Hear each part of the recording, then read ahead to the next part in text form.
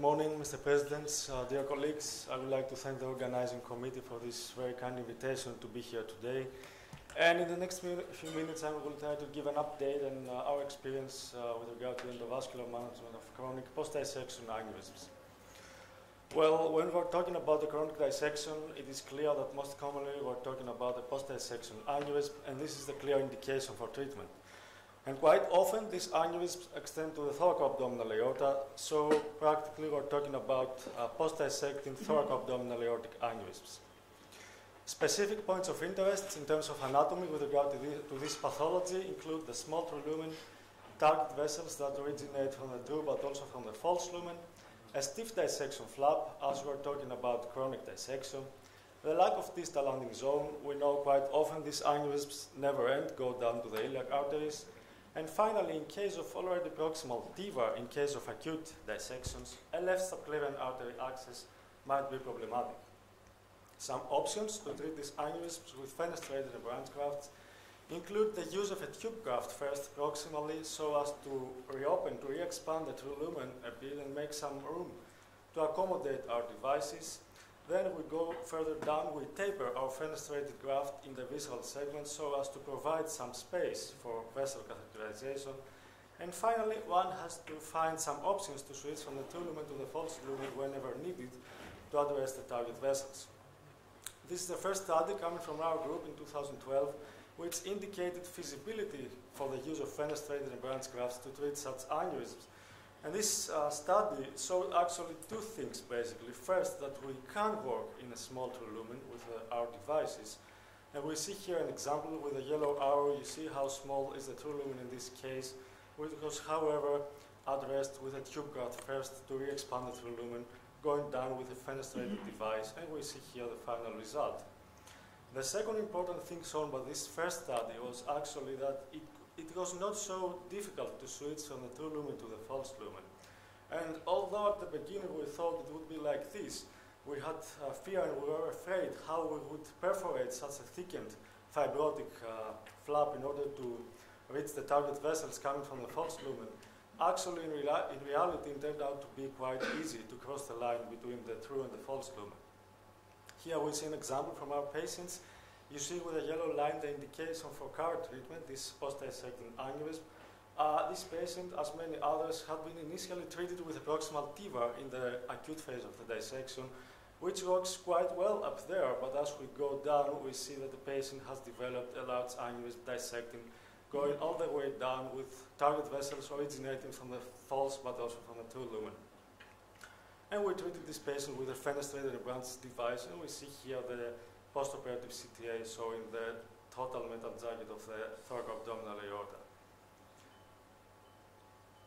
Cleveland Clinic tried also the same and published the results with a total of 30 patients, 15 patients with extensive thoracoabdominal dissections, and another 15 with only abdominal focal dissections, and ended up with the same conclusions. The technique is feasible and leads also to favorable aortic remodeling over the course of the months. And this is our experience together with the University of Regensburg in Germany, a total of 31 patients. We concluded also that the technique is again feasible, leads to favorable aneurysm morphologic remodeling. However, additional technical challenges have to be addressed in comparison with standard thoracoabdominal atherosclerotic aneurysms. So far in Nuremberg we have treated 26 patients with such techniques. 21 of them had previous aortic surgery, 15 proximal TEVAR for type B dissection in the acute phase, most of them, and 6 patients had open surgery for type A dissection. Most commonly, we use the combination of fenestrators and branches, and quite rarely, actually in one case, a branch device only. And this is, of course, logical if we consider the limited space we have in these cases to accommodate our branches. Technical success was achieved in 96% of the patients. 30-day mortality was 2 patients, 7.7%, and we had 4 cases of spinal cord ischemia. 1 patient developed paraplegia right after the operation, which improved to paraparesis during follow-up, and 3 patients had paraparesis. All of them recovered completely within 30 days after the operation. During a mean follow-up of 16 months, we had 2 target vessel occlusions, one renal artery, one celiac artery. Both those remained asymptomatic. We had 13 endoleaks, 3 type 1 endoleaks originating from the distal part of the renal artery stent requiring all extension, 3 type 1 distal endoleaks from the iliacs, and 8 type 2 endoleaks. Interestingly, we had also a case of a late spinal cord ischemia. This patient referred to us came again to us 1.5 years after the operation with new onset of urinary incontinence and lower limb weakness. And this was probably due to diminishing endoleak over the course of the years, as indicated by the postoperative CTs. In this series, we did not have any ruptures during follow-up.